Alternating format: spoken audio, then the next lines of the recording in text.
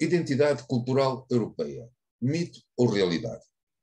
Ao longo das últimas décadas, mas sobretudo nas duas últimas, tem-se assistido ao interesse por parte dos europeus pelo conceito de identidade. Uma significativa parte desse interesse prende-se com os desafios colocados por um mundo cada vez mais global, assim como pelo fluxo de indivíduos oriundos do exterior da Europa, que chega até ela em números nunca antes conhecidos. O paradigma pelo qual a Europa se regia é colocado em causa com a vinda de diferentes culturas. Além disso, a globalização trouxe novos hábitos, novas formas culturais que são visíveis em todo o território europeu. Como tal, torna-se relevante saber se o passado produziu uma identidade cultural na população europeia. Esta dúvida prende-se com o facto de a identidade não ser algo nato, pois, como Stuart Hall afirma no livro A Identidade Cultural na Pós-Modernidade, e passo a citar, as identidades não são coisas com as quais nós nascemos, mas são formadas e transformadas no interior da representação. Fim de citação. Isto é, são estabelecidos significados para criarem e transmitirem essa representação. Toda a identidade é construída pela absorção de uma herança cultural aprendida e interiorizada. A sua tomada de consciência é um processo adquirido cujo início se localiza a partir da compreensão linguística e articulação da fala e prossegue em vários níveis, como, por exemplo, o familiar, educativo ou social. No entanto, é preciso ter alguma precaução nesse processo de elaboração identitária, uma vez que, de acordo com Carlos Quevedo, no livro E Deus Criou o Mundo, e passo a citar, as identidades constroem-se realçando as diferenças num processo que se quer pacífico, mas que tem riscos inevitáveis. Fim de citação. Este pensamento é relevante para aquilo que deve ser um processo de construção identitário, isto é, a aceitação da diferença como elemento construtivo e não destrutivo, uma vivência de identidade de forma democrática e não totalitária. A importância da existência de uma identidade cultural, na opinião de Samuel Huntington, expressa no livro O Choque das Civilizações, a Mudança na Ordem Mundial, decorre de três motivos. A importância cada vez mais crescente dos indivíduos identificarem-se com diferentes grupos culturais que muitas vezes originam conflitos entre esses mesmos grupos, interesse cada vez maior na identidade cultural em resultado da modernização, onde a alienação conduz à necessidade de uma identidade plena de significado, a definição identitária é feita em relação ao outro. Huntington considera que, em consequência da maior facilidade de interação entre pessoas de diferentes culturas, as identidades culturais são reforçadas. Sendo assim, numa altura em que os contactos globais são cada vez mais intensos, torna-se vital saber quem se é para melhor se lidar com o outro e com os desafios decorrentes de tal situação. Ao proceder-se dessa forma, realiza-se a construção identitária. Tal como Huntington, também Edgar Morin, no livro A Via para o Futuro da Humanidade, advoga a importância da identificação cultural, ao afirmar a importância da identidade desse sentimento de pertença. E passo a citar. Uma sociedade só pode progredir em complexidade, ou seja, em liberdade, autonomia e em comunidade, se progredir em solidariedade. A única maneira de salvaguardar a complexidade de uma sociedade, isto é, as suas liberdades com o mínimo de autoridade repressiva, é o sentimento vivido de pertença à comunidade. Fim de citação. Morin defende que não só a ideia de evolução de uma sociedade está ligada à existência de algo que agrega os seus elementos, como é condição essencial para que essa sociedade exista.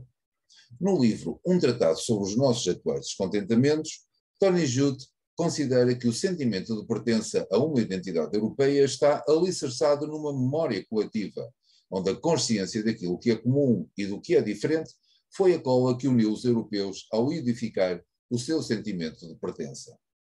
A identidade ocorre por construção humana. A ideia de uma sociedade tradicional, imune à passagem do tempo, não corresponde à verdade. Pense, por exemplo, na forma como a sociedade europeia se organizava na Idade Média comparativamente aos dias de hoje, ou então na romana, em contraponto com a germânica. Mas, para não se recuar tanto no tempo, atende-se, por exemplo, na tradição hoje existente em celebrar o Dia dos Namorados e a sua inexistência como tradição na Europa há poucas décadas atrás. A identidade, tal como a tradição, vai absorvendo influências, transformando-as em maior ou menor grau para originarem algo de novo. Atente-se no que declara Anthony Giddens no livro O Mundo na Era da Globalização. E passo a citar: nunca houve uma sociedade inteiramente tradicional, e as tradições e os costumes foram inventados por uma infinidade de razões. É um mito pensar que as tradições são impenetráveis à mudança. Se assim posso dizer, são inventadas e reinventadas. Fim de citação. No entanto, o caráter fictício das tradições não impede que elas façam parte da herança cultural e que sejam um elemento gregário da sociedade e, como tal, constituinte da sua identidade. A herança cultural é fundamental para a identidade. De igual forma, também a abertura ao outro o deve ser. Aliás, está implícita no pensamento de Vasco Graça Moura, quando no livro A Identidade Cultural Europeia considera que, e passo a citar, a identidade europeia é dinâmica e vive um conjunto de equilíbrios em permanente reajustamento entre unidade e diversidade. Fim de citação. Esta afirmação vai ao encontro do pensamento de Zygmunt Bauman, quando no livro O que é Central na Europa Central, considera ser a diferença uma característica e uma mais-valia para a Europa, ao referir, e passo a citar, a herança atualmente concebida da Europa para o futuro do mundo é a sua capacidade para viver de forma permanente e benéfica com a diferença cultural, rentável para todos os lados, não apesar das suas diferenças, mas graças a elas. Fim de citação. Tony Judt considera que a noção de diferença está bem presente naquilo que hoje os europeus são. Essa consciência é fundamental para o seu próprio autoconhecimento, como refere no livro Pós-Guerra História da Europa desde 1945. E passo a citar: qualquer descrição da sua condição comum na alvorada do século XXI tem de partir do reconhecimento dessa diversidade, traçando um mapa com os contornos por vezes sobrepostos e as fendas da identidade e da experiência europeias. Fim de citação. Esta opinião é subscrita por Hans-Georg Gadamer, que no livro Herança e Futuro da Europa considera ser a diferença, a diversidade, um elemento identitário europeu. E passo a citar: uma das características fundamentais da Europa é a diferenciação entre filosofia, religião, arte e a ciência. Ela surgiu na cultura grega e formou a unidade cultural greco-cristã do Ocidente. Não é esta, sem dúvida, a única diferença que caracteriza a Europa. Há outras distinções que contribuem para a ulterior diferenciação da cultura europeia. Quando olhamos para a tradição cultural greco-cristã, temos imediatamente consciência de uma diferença fundamental dentro desta tradição: a diferença entre Oriente e Ocidente. É evidente que esta diferença tem como pano de fundo a queda do Império Romano. Em relação com a desintegração política do Império Romano nas duas metades do Oriente e Ocidente, está a divisão da Igreja, que originou dentro do cristianismo duas igrejas cristãs separadas, a chamada Igreja Ortodoxa Grega e a Igreja Católica Romana. No entanto, parece-me que esta separação define exatamente a unidade cultural europeia. Fim de citação. A propósito de identidades coletivas, Gerard Delanty considera no artigo Is There a European Identity que estas identidades assumem a forma de imaginários culturais e, como tal, a identidade europeia é um processo de autorreconhecimento e existe como uma constelação de diversos elementos. Essa mesma diversidade é referida no discurso de José Manuel Durão Barroso, intitulado O Património Cultural Europeu, uma identidade aberta e multifacetada, efetuado na entrega do Prémio Europeu Helena Vaz da Silva. Passo a citar: é necessário afirmar claramente que a identidade europeia não se revê como uma identidade de unicidade, mas de diversidade. É, de facto, uma identidade aberta e não contra todas as outras. É uma identidade de muitas identidades. A nossa identidade é uma identidade aberta, é uma identidade de relação com os outros. Fim de citação. Esta visão pode ser entendida à luz da relação com o outro que a Europa sempre teve. Inicialmente o outro localizado na margem oposta do Mediterrâneo, mais tarde com o outro proveniente da sua fronteira leste e presentemente com o outro oriundo dos mais diversos locais e que aflui à Europa por diferentes motivos. Com todos eles, a Europa enriqueceu-se culturalmente. Zygmunt Bauman escreve no livro Tornar o Planeta Acolhedor para a Europa o seguinte, e passo a citar: Na Europa, como em nenhum outro lugar, o outro esteve e estará sempre perto, sempre à vista, a uma pequena distância. Apesar da alteridade e das diferenças que os distinguem, os europeus não podem deixar de negociar esta vizinhança. O cenário europeu, marcado pelo multilinguismo, pela vizinhança próxima do outro e atribuição de igual valia ao outro num espaço bastante limitado, pode ser visto como uma escola que ensina ao resto do mundo as técnicas e a sabedoria cruciais que fazem a fronteira entre a sobrevivência e a extinção. Fim de citação. Neste pensamento de Bauman, pode-se depreender que o papel da Europa como farol do mundo, como exemplo de convivência entre diferentes, pode ser entendido quase como se fosse um seu desígnio. Cabe aos europeus, na ótica de Nuno Cardoso Silva, expressa no livro Europa Possível, serem os responsáveis pela existência de um sentimento identitário comum a eles mesmos.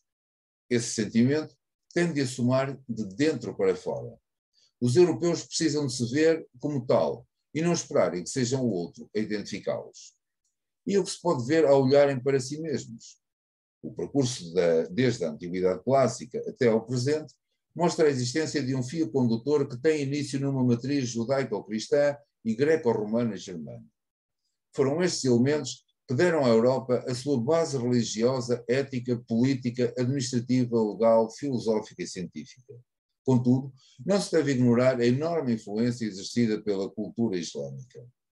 A chegada da ciência e filosofia árabes transformou a Europa cristã, ao estabelecer a noção de que o conhecimento científico permite ao ser humano exercer domínio sobre a natureza, influenciou as línguas, as artes, por exemplo.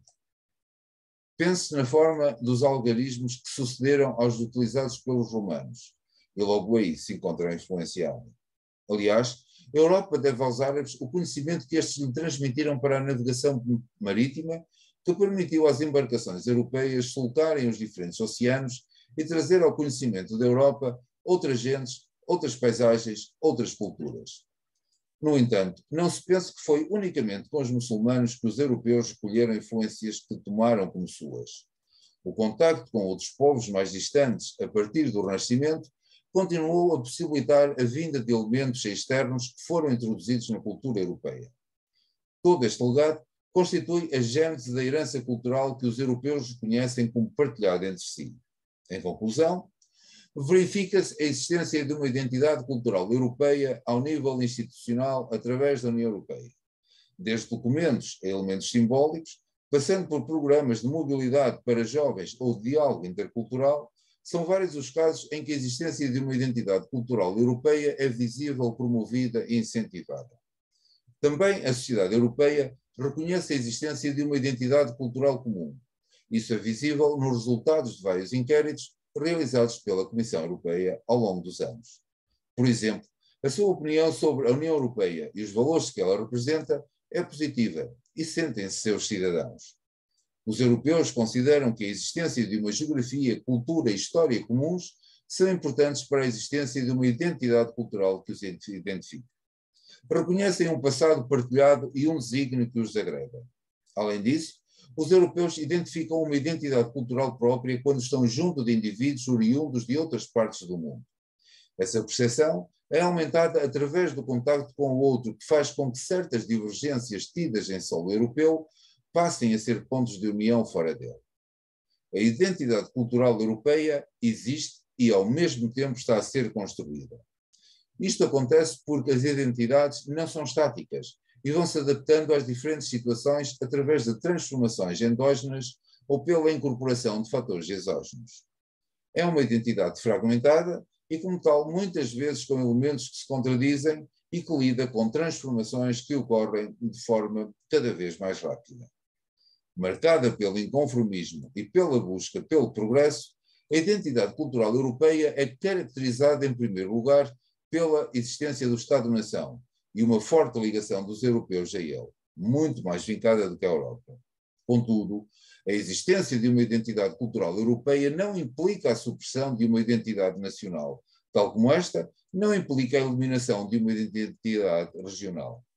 As identidades são concêntricas e a identidade cultural europeia deverá continuar a ser construída ao lado da nacional e não contra ela. É neste jogo entre valores presentes e herança cultural que a identidade cultural europeia se desenvolve diariamente como se de um organismo vivo se tratasse. A identidade cultural não é um mito, mas sim uma realidade. Muito obrigado pela vossa atenção.